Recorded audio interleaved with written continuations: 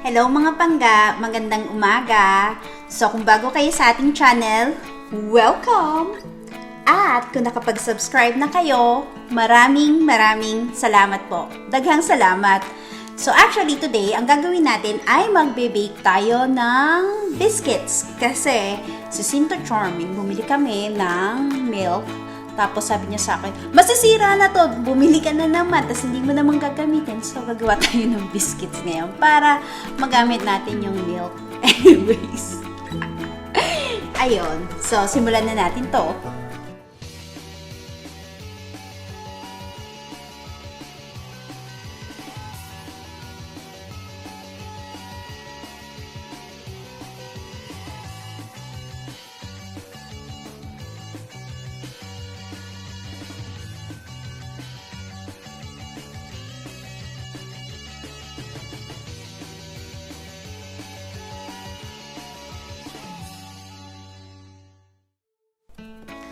So, ang gagawin natin dito sa bowl, ayan yung bowl.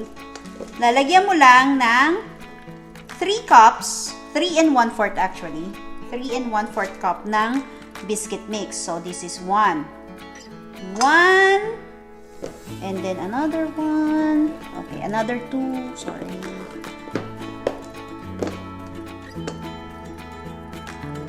Oh, by the way, syempre, sa ending, para masarap, lalagyan mo siya ng butter. Pero yun lang. Tapos, bakit ba huminto ako sa paggawa nito? Kasi, sinubukan ko rin gumawa ng pandesal. Next time, gagawa tayo ng pandesal. Favorite ko yun eh. Pero, ayun, masarap to. Promise! So, nalagay na natin yung 3 cups. Lagyan na lang natin ng 1/4. This is the 1/4. Oh, baka nakalimutan ko. Syempre, pag ni-roll natin to sa, kailangan nyo ng rolling pin at saka flour. Para hindi siya madikit. Kung hindi, sticky siya. So, ayan na. So, meron na tayong 3 and 1/4 dito. Tapos, ito, kailangan makagawa tayo ng biscuit mix at saka ng, ng pandesal para maubos ko itong, milk. Okay, let's do this. So, milk. April 25 pa naman, so we still have a lot of time. So, 1 and 1/4 cup ng milk. 1. Tapos, lagay ko na yun sa sink. And then, ito yung 1/4. Ayan. 1 and 1/4.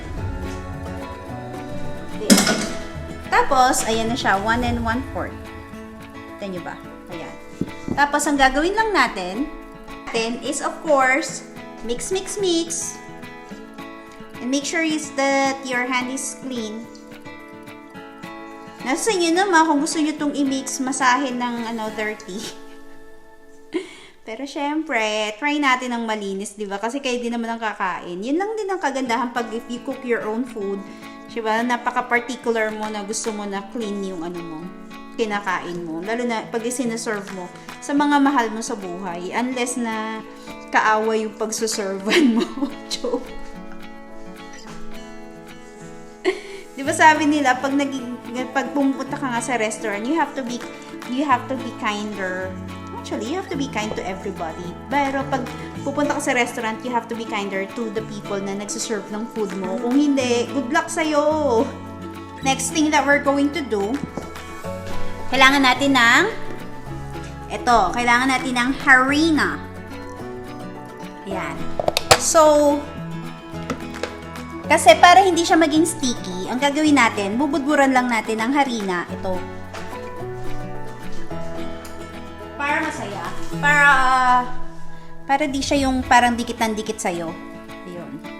Tapos, kung saan mo siya mamasahin, kasi imamasa mo siya.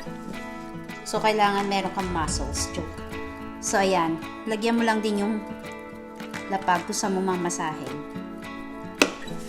Ayan, kalat mo lang siya. O, diba?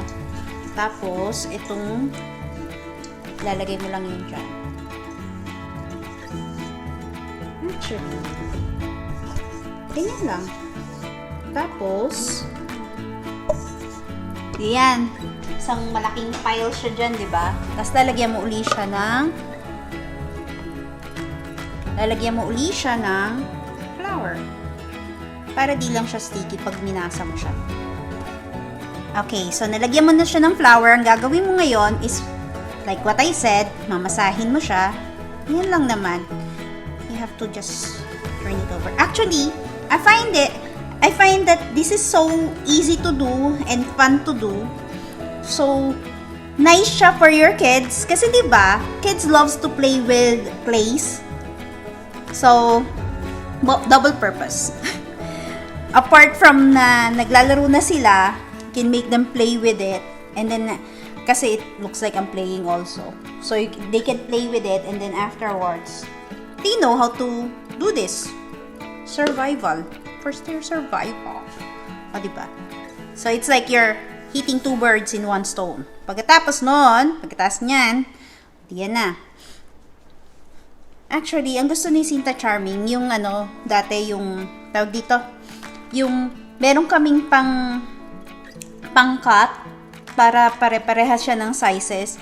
Pero dahil gusto ko ng mga malalaking cut, ginagawa ko, kinukuha ko na lang siya, tapos binibilog ko siya. Ayun. Tapos itong rolling pin, nilalagyan ko rin ng harina para hindi siya madikit. Tapos, lagyan mo rin ng harina. Diba? Pag hindi ako nagsusukat, pag nananansya lang ako, ang tendency, gamit lang ako ng gamit ng kung ano-ano. Kaya nung dati, nung hindi ako very particular sa aming drawer, ang nangyayari tuloy, kumbaga, pag hindi pa ako nasasarapan, lagay lang ako ng kahit ano. Ayan. So, ayan na siya. Flat na siya. Kung mapapansin nyo, medyo may pagkamakapal siya, diba? Pero yung kasing gusto ko. PG kasi ako sa tinapay actually. Pero pinipigilan ko lang. Nagpipigil pa ako ng lagay na to. So, ayan na siya. Flat na siya. Ayan. Ito yung pang-cut na sinasabi ko sa inyo. Ayan. Pwede nyo siya i-cut ng ganyan. So, ayan na siya. However, dahil nga sabi ko sa inyo, medyo may pagka-page tayo. So, ginagawa ko siya ng 2 pieces. Ganyan. Tapos, ito, kaya na kasi akong choice. So, gagatihin ko siya. Gusto ko yung may pagka-rough siya, di ba? Bilugin natin siya ulit. Actually, pinakita ko lang naman sa inyo. So, ulitin natin siya. So, pwede nyo siyang gamitan ng ganon. Kung gusto nyo ng makabuo ng... Kasi this recipe can make like around 24.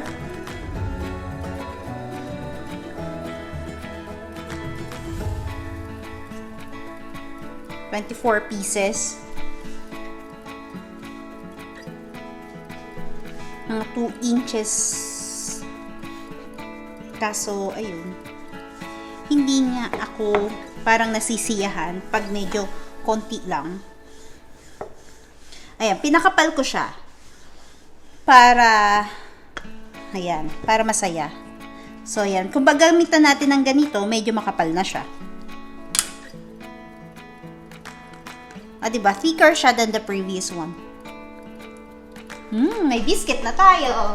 Tapos, lalagay ko siya dito sa non-sticky pan. Ayan. So, yung oven natin, i-preheat na natin ng 450 degrees. 450. Bake. 4, 5, 0, and enter.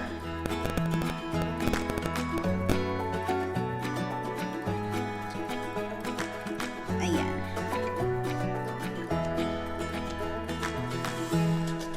Gawa tayo namang makakapal. Kasi, wala lang. Hindi naman siya commercial eh. Hindi ko naman siya ititinda. So, sa amin dalawa lang naman ni Sinta Charming.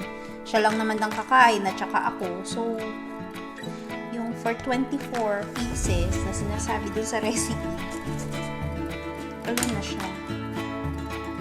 Ilan lang siya? 3, 6, 7, 8. Magkabong ka.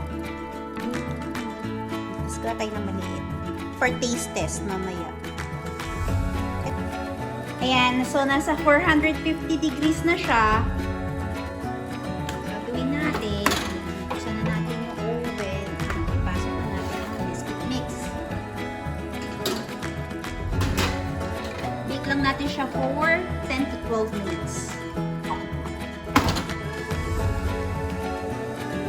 Hi guys! So, we're back. Ayan.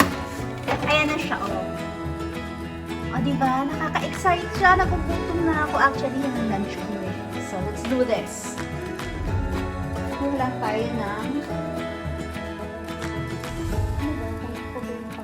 Yun na lang. Okay na yan. Basta may basahan. Hindi naman. Ayan. Kukunin ko lang siya. Lagay natin dito.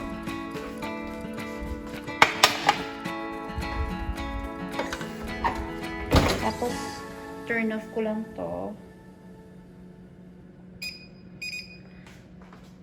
Ayan na siya. Ito yung pan-taste test ko. Excite naman ako. So, the last part na gagawin natin ay ito.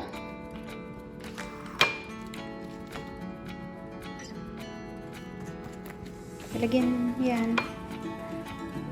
Tapos, kung meron kayong mga herb or something, pwede rin. Yan, kagay mo lang dyan. At, ayan na. Ready to eat, ready to enjoy.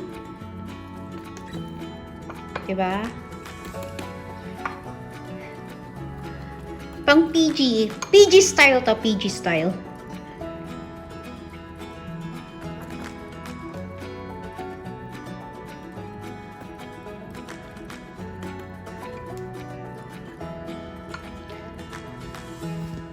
So, sana nagustuhan ninyo ang ating video.